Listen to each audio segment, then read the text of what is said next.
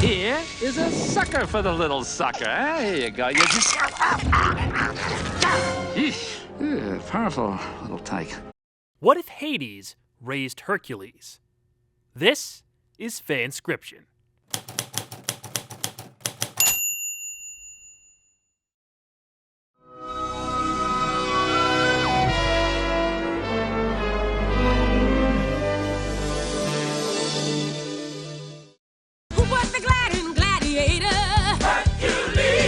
Disney's 1997 Hercules movie is not the most fan-appreciated or critically praised film from the Mouse's Renaissance era, but there are elements from it that people look back on fondly.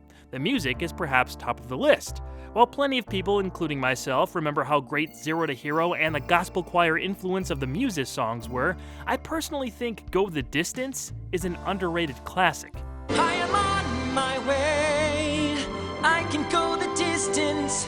When it comes to the characters, James Woods' turn as Hades is still thought of as one of the more distinct and fun villain performances from that time period. It's cool to see that he still voices the character when he pops up in video games and other supplemental material, including staying on for the Hercules spin-off series. Danny DeVito made a humorous appearance as Phil, and Herc himself was a touch bland, but not an awful, kid-friendly reinterpretation of the mythic hero. Overall, even all these years later, I still like this movie. It's not Aladdin or The Lion King, but there's enough stuff to enjoy that makes for a pleasant rewatch. Which brings me to today's What If. This is another case of not necessarily trying to improve the film. It's a fun prompt that was suggested a few times and I thought could have some story potential. Apparently you agreed. This idea won a poll on my Twitter way back at the beginning of last year, and after a whole trip around the sun dedicated to Batman and Robin, I'm happy to finally be doing something vastly different. A word of warning to the Greek mythology buffs checking this one out. Just know I'm not reconstructing every character to be closer to how they were in those legends. Disney messed around with a lot of the mythology to fit their means, and I'll be doing the same. Yes, I know Hercules is supposed to be the Greek name of the character. Hercules is Roman. I get that. We're sticking with a reimagined version of the Disney property here. Trust me, there will be more significant changes to be concerned about. So without further ado, how would the story of Herc be different if the Lord of the Underworld brought up Zeus's strongest son? Let's find out.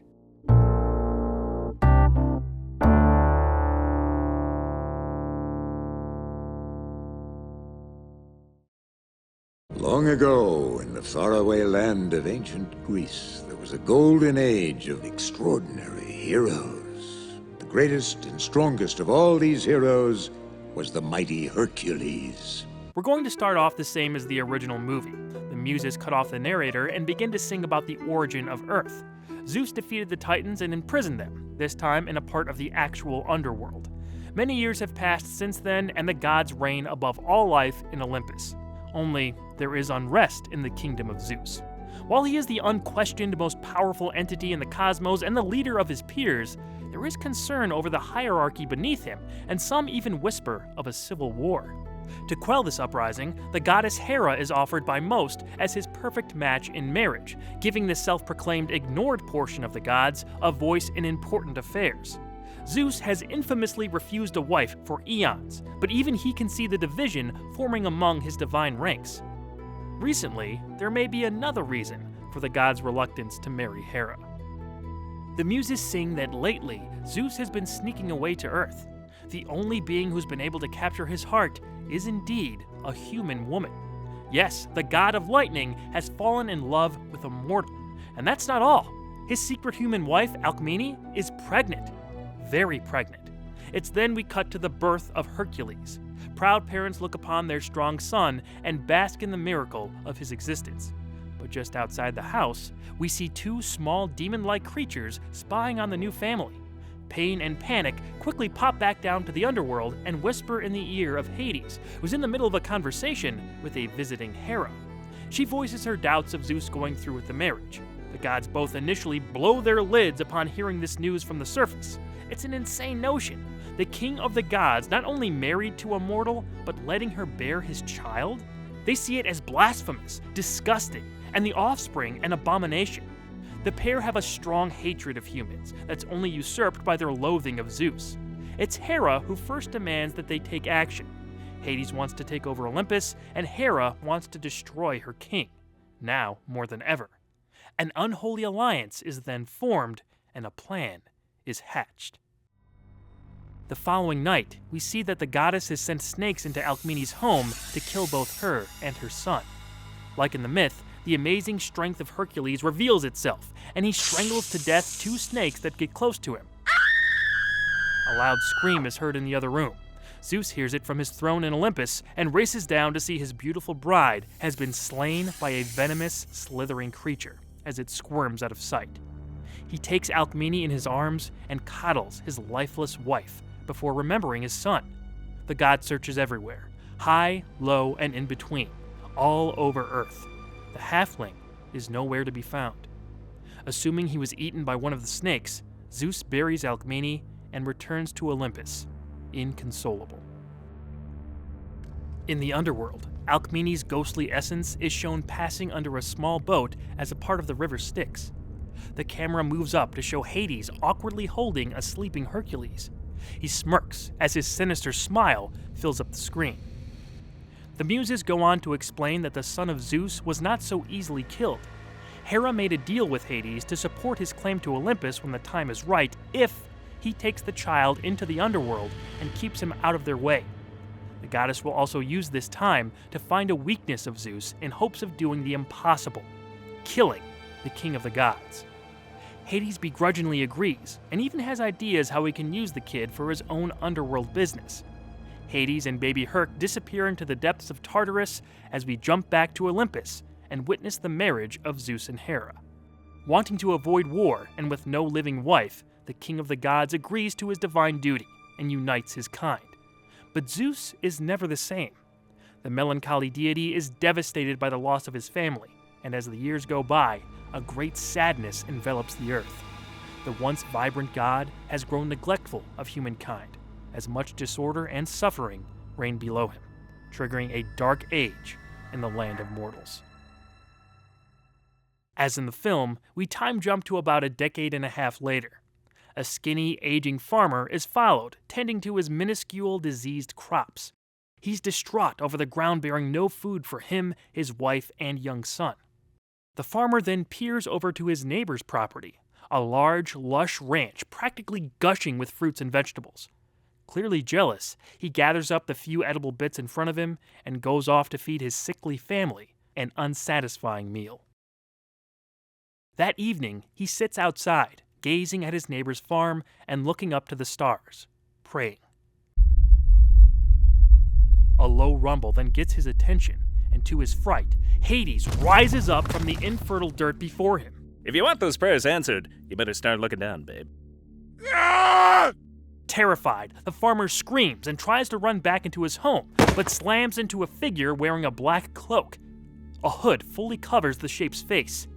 Hades goes on to offer the farmer a trade.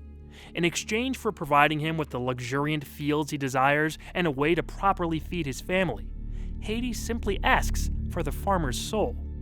He's reluctant at first. Hades loses patience. Fine, you don't want my help? Good. Here I am wasting my time answering your prayers, which is not even my job, by the way, and Skeleton Steve over here passes up the deal of a lifetime. Typical.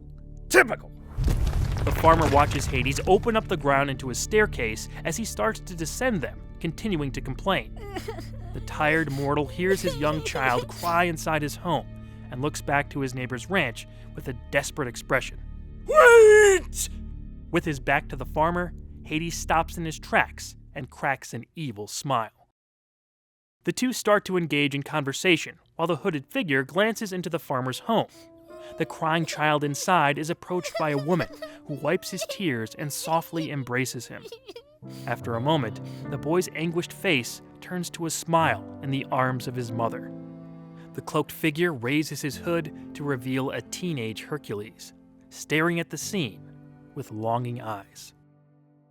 In Olympus, Zeus pensively sits on his throne when a strange feeling comes over him. Hera notices and asks, "What is it, darling?" He silently moves some clouds aside and glances down to earth, searching. Back at the farm, a furious Hades ruins the moment. Hey! The god aggressively tugs the hood back over Hercules' face. How many times do I have to tell you this, kid? While we're in mortal land, you never take the hood off. Do you understand me? Zapped of his enthusiasm, Hercules answers, "Yes, master." On Olympus, the curious feeling leaves Zeus. He responds to his wife as he sits back on his throne. Nothing. It was nothing. From the top of the seat of the gods, we descend into the underworld and stop in front of Hades' dark and twisted palace, situated above the hellscape of Tartarus. The god is looking at an open scroll and sees the farmer's land has become fruitful and green as the family celebrates. The camera pans over to his neighbor's farm, where that farmer walks out to see his once green fields have turned a noxious brown, completely devoid of life. The image disappears to reveal a signed contract. Another happy customer, with one more coming right up. Hercules is shown moving massive boulders in front of the palace, with Hades obnoxiously telling him to move them slightly in each direction. Afterwards, he scolds Hercules for disobeying him and tells the teenager that he can't take over for him one day if he doesn't follow the rules the god has laid out. In the years leading up to this, Hades decided to stick the son of his enemy with the most cruel punishment he could think of. After he takes over Olympus, Hercules will run the underworld, which is why Hades takes him to the surface in an apprentice/enforcer role. Hercules has no desire to inherit the underworld, but because of his kind-hearted nature, he has made friends with a few choice souls floating around down there. These interactions have led to his love of humanity and understanding of culture. Hercules longs to walk in the world of men. The thing that's always dragged his aspirations down has been his mother's mysterious presence in the afterlife. The boy often dreams of his mother, her face perpetually obscured. He can hear her calling for him before awaking to silence. Hades always said Herc never had a father, but his mother is down there somewhere. Since he never leaves Tartarus, Hades has maintained he doesn't know where she is. However, once Herc takes over for him, he'll be able to do what he wants and locate her no problem. The young man's yearning for an escape contradicts his pining for his mother. To torture him, Hades exploits this inner conflict. After an argument leads to Hercules once again exclaiming his hopes of one day living on the surface, the god offers the kid one of his infamous deals. If he can walk all the way up to the entrance of the underworld and step outside without once looking back, Hades will let him go. Determined, Hercules walks off, leaving the god with a menacing grin as he retires to his palace. This is where we get the first big go the distance musical number. Herc defiantly sings and the music blares as he ascends past the River of Souls, scales mountains, and traverses endless caves. At last, he arrives at the entrance, staring down the monstrous three-headed hound Cerberus. The light of the sun is in reach. The exhausted teenager smiles with joy. As he makes his attempt at freedom, we hear a voice softly gliding on the wind and reaching Hercules. My son, please don't leave me. I love you, child. His eyes water and open wide. Hercules can't help himself.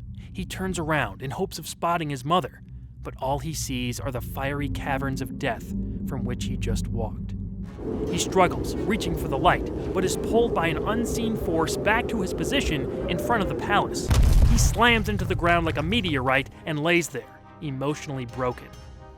After a moment, anger fills his eyes, and he smashes his fist on the rock he landed on. This violently splits the mountain, causing it to descend into a sea of magma. Furious at his master's trick, Hercules paces towards an area he was never allowed, Hades' palace. He storms in through the giant doors, shouting for the god. The boy then searches with purpose, every step emboldening him. After hearing a noise, he finds his way to another pair of doors and busts his way through. What he discovers behind them is not Hades. It's a girl, about his age. She steps back in terror as surprise and shame replace the anger in Herc's eyes. Befuddled, he tries to set back up the knocked-over doors and apologizes. He takes notice of her beauty. The girl is wearing a long blue dress. Her green skin radiates a sense of eternal blooming. After initially being frightened, she quickly becomes quite charmed with Hercules and lets some of her charismatic, quick-witted personality rise to the surface. He introduces himself and his purpose in the underworld, working for Hades. She's surprised to find a living human in the god's employ. but is overjoyed to have someone to talk to. There is an obvious connection between the pair right away, and they speak for a while, Herc explaining his storming the palace situation before finally asking her name and why she's locked in the room. She seems reluctant to answer before a loud voice booms throughout the palace. Persephone! Hades knocks over the hastily reassembled doors to see Hercules and the girl. He's enraged. Blue fire rises on his head and back. What are you doing here? Father, please! Herc is confused. Father? Go to your grove! But I... Now! Intimidated by her father's anger, Persephone steps out after sympathetically looking back at Hercules. Disobeying me again? After what you just put me through? Give me one good reason why I should listen to anything you have to say. Hades is a bit taken aback by Herc's anger, but composes himself and rolls his eyes. Is this about the mom thing? Really? Get over yourself, kid. We all have to make sacrifices. You cannot leave, okay? I knew you couldn't pass that test. Consider it a lesson in negotiation. Never take an offer you can't handle. Hercules squints. Knowing he can't win the argument, he changes the subject. So that girl, she's your... Daughter, secret's out. Demeter gets her for 9 months, I get her for 3. Not exactly 50-50 custody, but like I said, we all gotta make sacrifices. As you can see, she's a chip off the old brimstone. Why do you keep her locked up in here? You're joking, right? Hades opens a shade in the room, revealing the burning scope of Tartarus and the tortured souls wailing in the background. He abruptly shuts the shade, then starts nudging Hercules out of the palace. Now, if you don't mind, I've got some business to get back to on Olympus, which is what I was doing before I was so rudely interrupted by you trying to redesign my place here. Think you could keep an eye on things without burning the place down? Burn! Kill me! He shoves Hercules outside the palace and shuts the massive doors. After a few seconds, they fall over, damaged by Hercules' rampage. Hades stands there awkwardly for a moment. You'll fix us later. Oh, and Herc, stay away from my daughter. He disappears in a flash, and Hercules is left with disappointment, confusion, and a sense of inescapable dread. Hercules! Persephone is hiding behind the exterior palace wall and motions for Herc to approach her. The boy seems worried at first, but then looks up to the heavens with a contentious expression and follows the girl. In Olympus, we see Hades and Hera meeting secretly, away from the other gods. Hera mentions that Zeus may be at his weakest, and now is the time to strike. That's when Hades presents her with a magic dagger, created by the goddess Hecate in the Underworld. Forged in secret using witchcraft and the blood of titans, it's the only object in existence with the potential to take down the king of the gods. She stows it away, saving it for the opportune moment. Hades leaves to ready his forces when he bumps into Demeter.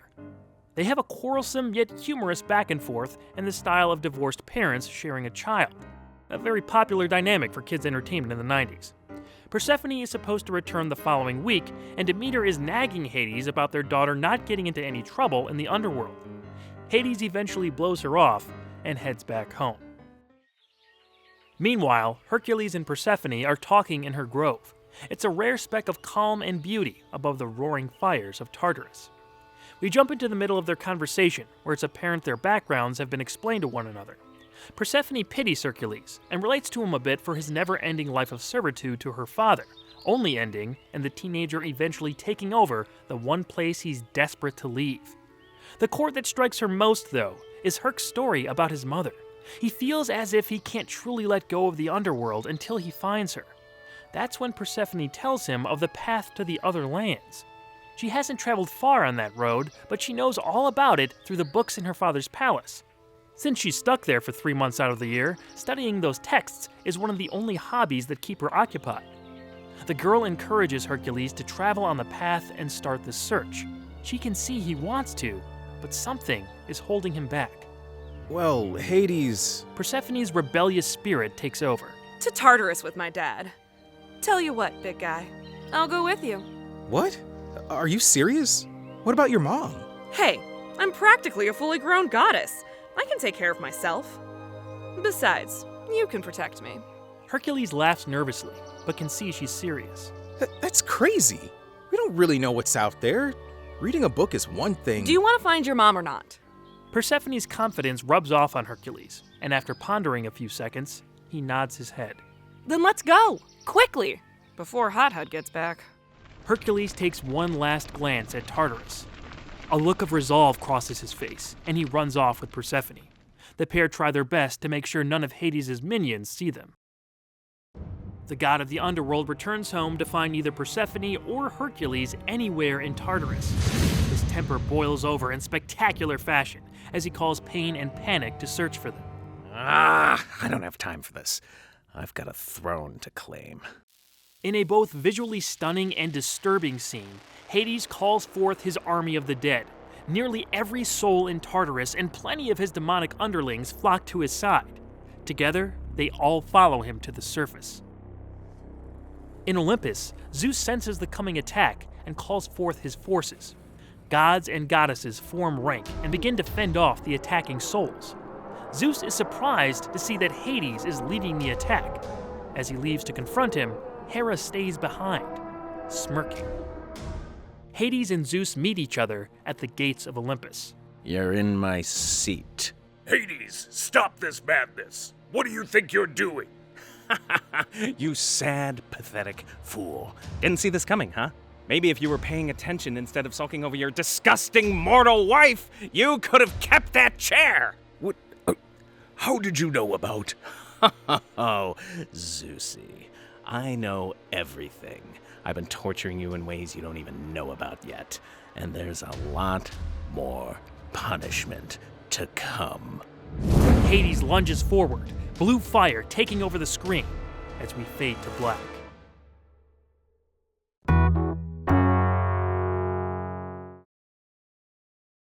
Unaware of what's happening on the surface, Hercules and Persephone cautiously proceed down the path leading away from Tartarus. Their first big test is coming up against the Furies, guarding the entrance to the rest of the underworld. After failing to talk them down, a battle sequence ensues. It's a very difficult fight for Hercules, but he is able to incapacitate two of them. The third seems to have the upper hand when Persephone shoots a fireball at her, knocking the entity out. The daughter of Hades is shocked at her action. It's not something she's ever done before, and was triggered by the emotion of the moment.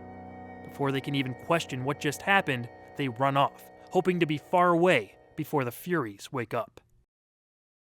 What follows is a montage of the next 3 years, set to a musical number. It can be Zero to Hero or something new that more closely describes what's occurring on screen.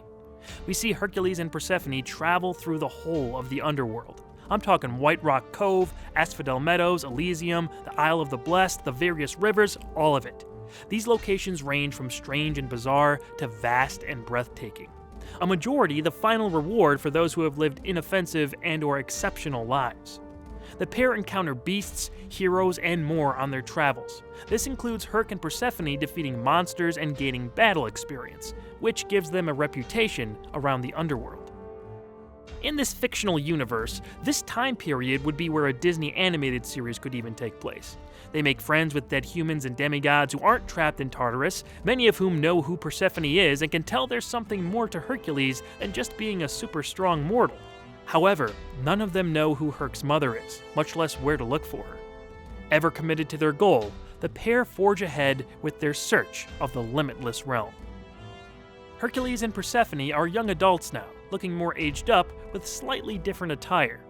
There are romantic undertones to their interactions, but Hercules always avoids these feelings, focusing on trying to find his mother. He still dreams of her nightly, and those visions have been getting stronger lately. As they continue their hunt below, we rise to the surface of Earth, where the years have not been kind. The war between Hades and Zeus has raged on for all this time. While there have been battles won on both sides, this seemingly unbreakable stalemate has not relented. Mortals have been paying the price the most, as entire cities were decimated under the sheer power of the gods clashing. Hope is in short supply, the future looking dim for humans. Hades has taken hold near the entrance of the underworld, abdicating many of his godly duties, which has begun to cause chaos in Tartarus and the rest of his domain. Dark spirits also roam free on Earth, adding another point of concern for surviving mortals.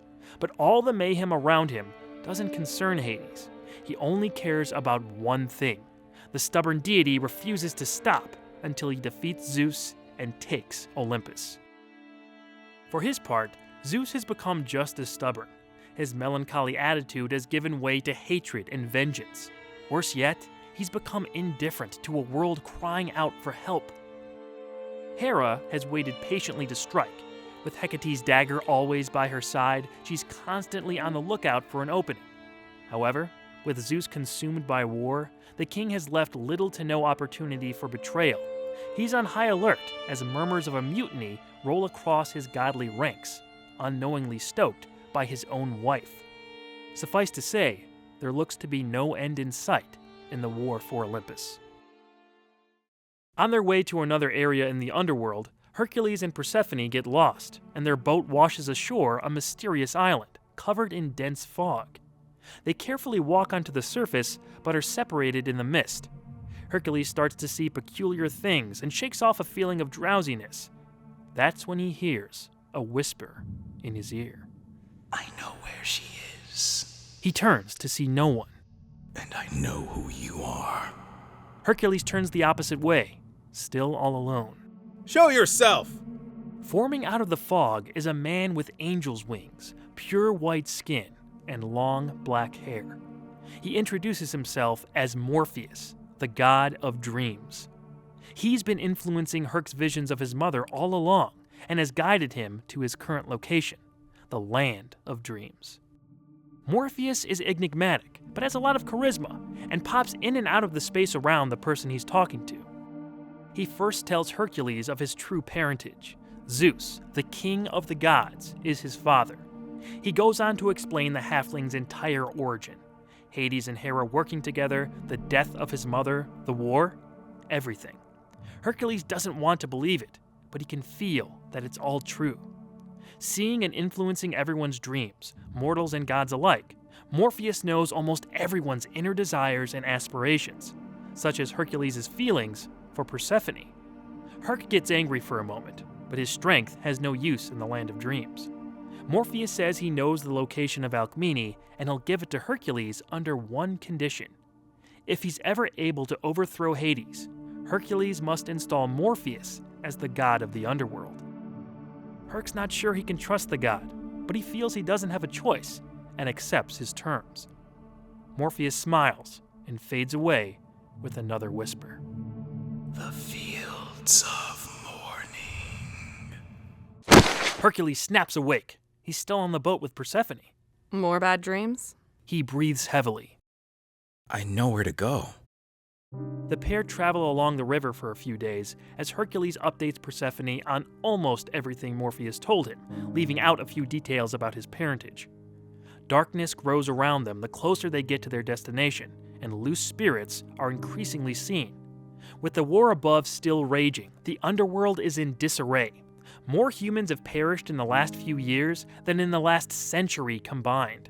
Some souls have no place to go, so they roam about. Others, left in Tartarus, have escaped to the heavenly domains and torment the people reaping their reward. Ultimately, the pair make it to the correct shore and enter a highly wooded area.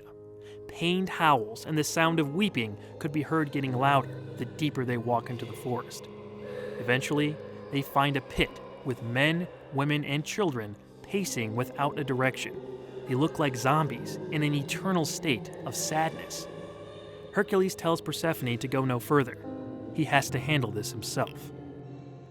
The half-god wades through the field, hoping that he'll be able to recognize his mother through her visage in his dreams. Soon, he starts to hear a voice he recognizes. Have you seen my son? I'm looking for my boy.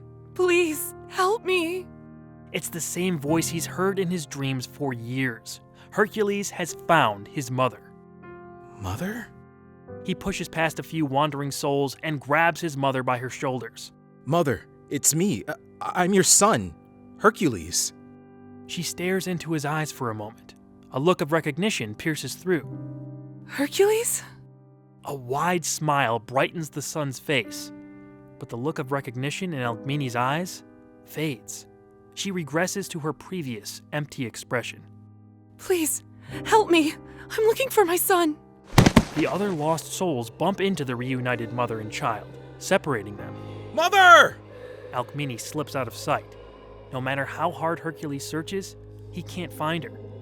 he begins to mirror the wandering of the other souls, falling into the same trance, repeating the call for Alcmene. Just as all seems lost, Persephone grabs him by the shoulder. Struggling, she pulls him while pushing through the horde of spirits. They reach the edge of the pit, but she can't bring them back up the ledge. Hercules, a little help here! As more wandering ghosts begin to separate them, Herc snaps out of it, grabs Persephone, and leaps out of the pit. They fall over, exhausted, panicked by the ordeal. We cut to them hours later on another river, watching as more spirits invade Asphodel and Elysium. Hercules comes to a sad realization. I have to stop this. How? You can't leave the Underworld. Even if you did, there's a literal god war going on up there. I doubt Zeus and Hades are going to stop because a bodybuilder with a nice smile asks them nicely. Zeus might listen. Why? He's my father. Persephone stares in disbelief. Who told you that? Morpheus? You can't trust him. It's true. Persephone, look around you. I have to try. She looks out at the bedlam unfolding in every direction. Worried, she peers back at him, starting to tear up. You'll die. Then I guess I'll see you soon. Maybe. What happens to a soul when there's no more room in the underworld? I don't know. They gaze into each other's eyes. Hercules breaks away, like so many times before. My mother's lost. There's nothing keeping me here anymore. Nothing? A sense of the inevitable comes over them as they lock eyes again. Persephone steps closer and softly kisses Hercules. A kiss years in the making. Colorful swirling spirits fly above them and are reflected in the water under the boat. It floats aimlessly in the river, making for a tragic yet beautiful moment. Persephone pulls away, with her arms still around Hercules' neck. Don't look back. Hercules absorbs her words as a familiar determination takes him over. He looks ahead, jumping out of the boat and onto the land nearby. The demigod paces away, disappearing into the horizon as Persephone takes a deep breath. Her eyes once again shift to an underworld in anarchy. A fiery blue lights up her hands as she jumps into the fray, attacking the spirits invading from Tartarus. This is where we get a powerful and emotional reprise of Go the Distance. Hercules walks, climbs, swims, and fights on his road all the way back to Tartarus. Every obstacle that gets in his way is smashed to bits or ignored as he never keeps his eyes off his destination. This journey takes much longer than his first try, and that's apparent in the changing landscapes he traverses. He leaps over streams of magma and scales mountains until we see the same flaming caverns from earlier. After walking them for what seems like days, he's reached the entrance of the underworld. All that stands in his way is the triple-headed dog Cerberus. Once again, the voice of his mother calls out to him. My son! No! I need you! This time, another voice faintly creeps into his ear. Hercules, we can rule here, together. I love you. Persephone's tones almost get the son of Zeus to look back, but he stops himself. Shaking with temptation and sweating bullets, he again looks at Cerberus, matching the hound's growling, gritted teeth. Cutting to the surface, Zeus and the gods from Olympus are locked in a costly battle with Hades and his underworld forces.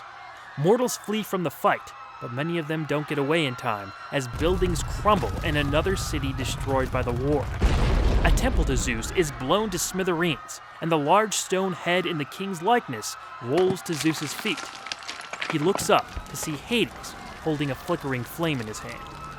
With all their lieutenants engaged in smaller conflicts throughout the battlefield, this is the first time they've been able to directly confront each other in a long, long while. Sorry, gotta make room for the new temple. Do you think these slugs will carve my hair right? This has gone far enough. Finally, something we can agree on. It's time to pack it in, Bolt Boy. Your time is over. Overhead, the skies blacken as violent thunder shakes the earth and wild lightning pierces the clouds. Everyone takes notice of Zeus rising off the ground, his eyes filled with bolts of fury. Hades then heats up. Blue and orange fire grow from within, but even his godly abilities pale in comparison as Zeus continues to gather all his strength. Lightning strikes the ground more frequently in a terrifying display of the king's true power. His voice echoes throughout the city. I gave you chance after chance to peacefully surrender, and every time you spat in my face. If you won't yield, then I suppose you, the earth, and the underworld can start from scratch. Zeus raises his arm over his head, lightning flowing to his hand. Hades is scared out of his mind, laughing nervously. Wait. We can talk about this. Come on, big guy. It's me. Goodbye, Hades. Every being below gasps at the raw might of the king of the gods, mortals and immortals alike, bracing themselves for potential destruction. Zeus throws his arm forward, and a massive blast of lightning surges forth. Just before it hits the ground, something jumps in the way, and a flash of white blinds everyone. When it fades, we see Hercules, surging with lightning and mounted atop Cerberus. He watches as the electricity collapses in on itself within his closing fist. The young man is astonished at this result. The crowd of gods and humans share that astonishment. Hades takes a moment to recover before identifying who stands in front of him. Hercules, what are you doing here? Where did you? You're welcome. Zeus hears the words spoken below and floats down. Laying eyes on the man above the beast, there's no denying the truth. It can't be. The gods look amongst each other, speaking quietly about who the mystery man could be. Hercules looks to his father with an almost ashamed confirmation. Hades shoves him aside and breaks the mood. Number 1, get off my dog. Number 2, march that new meathead of yours back down to the underworld and stay there until I get back! The underworld. Hades looks to Zeus, who's walking in his direction, backing the god up slowly. You kept my son living in the underworld all this time? That's right. He was my little lapdog. The son of Zeus, begging for treats. A fair trade after you sent me down there all those eons ago. It was fun. Almost as much fun as when we killed your repulsive human wife. Zeus stops. We? A sickening sound of steel-piercing flesh reverberates in the air. To the shock of everybody, Zeus collapses to reveal Hera standing behind him. Hecate's dagger sticks out of Zeus's back. Hercules rushes to his father's side. Inconceivably, the king of the gods is fading. Father, how is this possible? I should have been there. You and your mother. I should have protected you. I failed in more ways than one. My boy, I'm sorry. Zeus's body quickly corrupts before dissolving into small bolts of lightning that rapidly dissipate. The dagger drops to the ground, where Hera's hand picks it up. Tell me, Hades, where do immortals go when they die? Who cares?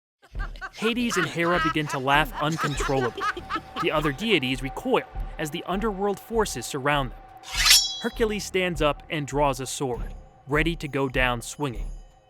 Before he's attacked, Hera speaks up. No! The half-breed is mine. She moves in, but stops when the ground begins to rumble. The earth below them cracks open. An immeasurable amount of spirits fly through the air. With no one at the helm, the underworld can no longer contain the unruly souls. At the center of this storm is Persephone. Her skin is now a blue-gray, sparking with a mix of green and blue fire as she floats above the separated earth. Demeter, on earth with the other gods, sees her daughter and is both surprised and overjoyed. Persephone seems to have some level of control over the spirits as her father fights her influence over them. It looks like hell on earth as the struggle continues with humans and gods caught in the middle. Hades begins to win out when Hercules grabs Persephone's hand. Slowly, Herc's skin turns the same hue as Hades. His eyes light up with fire, and together, the pair gain the upper hand. Spending his entire life in the underworld, the spirits recognize and gravitate toward Hercules. With the blood of Zeus flowing through his veins and the blood of Hades flowing through Persephone, they're the perfect match to battle the king of the underworld. Eventually, all of the forces under Hades stand behind the children of the gods and are commanded to return to the underworld through the rupture most ascended. Hercules steps forward and inspires the Olympians as he clashes with Hades one-on-one. During their fight, Hercules goes out of his way to bring as many humans to safety as possible, which disgusts Hades. Hera attacks Persephone, giving the younger goddess more of a run for her money than she thought in the ensuing fight. Just when Hades has Herc on the ropes, Zeus's lightning powers begin to manifest themselves, and the half-god crackles with electricity. Ultimately, Hercules defeats Hades with his father's signature force of nature, as Persephone bests Hera. The gods of Olympus and the underworld all bear witness to their bravery, resolve, compassion, and power. Together, they command the spirits back to drag Hades, kicking and screaming, into Tartarus and imprison him with the Titans. There, he's forever trapped, surrounded by mocking human spirits. Confiscating the dagger from Hera, Persephone uses her combined powers of the underworld and rebirth to reform the blade and approaches Hera. She crawls back in fear, pleads for her not-so-immortal life, covers her eyes, and raises her hand. With the gods watching, Persephone simply pricks Hera's finger. Slowly, she transforms. All her godly powers evaporate, and the once proud queen of the gods appears as nothing more than a mortal. For Hera, it's a fate worse than death. She screams in humiliation and runs off. Hercules is satisfied and joins Persephone. With the war over and order in the underworld restored, their appearances shift back to what they looked like previously. The gods all begin to bow as the son of Zeus and the daughter of Hades are hailed as heroes. Demeter breaks through to hug her daughter, squeezing her a bit too tight before complimenting Hercules on taking care of her and asking when the wedding is. Persephone blushes, embarrassed. We fade to some time later. Hercules and Persephone are married in Olympus. They've been unanimously named new king and queen of the gods, a job they both reluctantly accept. With Zeus's true heir on the throne and Persephone's well-respected heritage and power, no one questions their claims. However, the couple decides to rule very differently. Hercules spends half his time on Earth, finally exploring the dominion of man like he always wanted. He becomes a great protector of the people, and humanity's dark age ends with the hopeful half-god in power. While he's not quite as invincible as his peers in Olympus, the legend of Hercules on Earth still speaks of a strong and generous deity who walks between two worlds. Herc honored his deal to install Morpheus as the new lord of the underworld, and we see him high above the palace of Hades. He lets out a morally ambiguous echoing laugh that bounces off the mountains in Tartarus. The afterlife reign of the god of dreams has begun. With all their connections there, Hercules and Persephone visit often to see their friends. On one trip, we see the king and queen, now a bit older, bring down their newborn son to Elysium, where a happy Alcmene greets them. Finally reunited with his mother and having a new family of his own, Hercules looks out over the vast paradise in front of him, content. Somehow, he can feel his father's joy in the air as the narrator returns to say the hero lived out his days as a good king and a good man. The muses celebrate with an uplifting song as the credits roll. This was a fun and challenging story to write. I was trying my best to juggle a darker Disney tone with a little bit more of a mythological and surreal flavor. Just as Zeus and Hera aren't siblings in the movie, I'd either not explicitly mention or just omit entirely the relation of Hades and Zeus. That way, Herc and Persephone's relationship is less incesty. But hey, Greek mythology is full of that, so I guess it'd be more accurate to the source material, huh? I know a lot of you guys probably miss Meg, Phil, and Pegasus in this version, but I wanted to really shake things up. Adding in this reimagined Persephone and her function in the underworld sort of made Phil redundant. You could say Hercules ran into our favorite satyr in Hades at some point. Maybe he'd be a supporting character in the spin-off show. Believe me, I wanted to add so many more mythological figures and side plots to this, but 90-minute fanscriptions just aren't possible every month. I had to scale back on a lot of ideas for characters like Perseus, Ares, the Fates, the Three Judges, Hecate, Iphicles, Demeter, Morpheus, and more. But I do like what we ended up with. Also, I hope it came across that Zeus wasn't the most noble of deities. I wanted to combine some of his less desirable characteristics from the myth with what was shown in the Disney version to give him more of a morally mixed arc. You might feel bad for him, but he did end up being a pretty horrible king after Alcmene's death and sent the world below him into a similar dark path. As of now, I don't think I'll do a sequel to this, but if you guys really want one, I'd probably get Poseidon in there as a major player with Morpheus taking on a much expanded role. We'll see. For now, we all wait on Disney's live-action remake to see where they take the character. With any luck, they won't bring him down from hero to zero.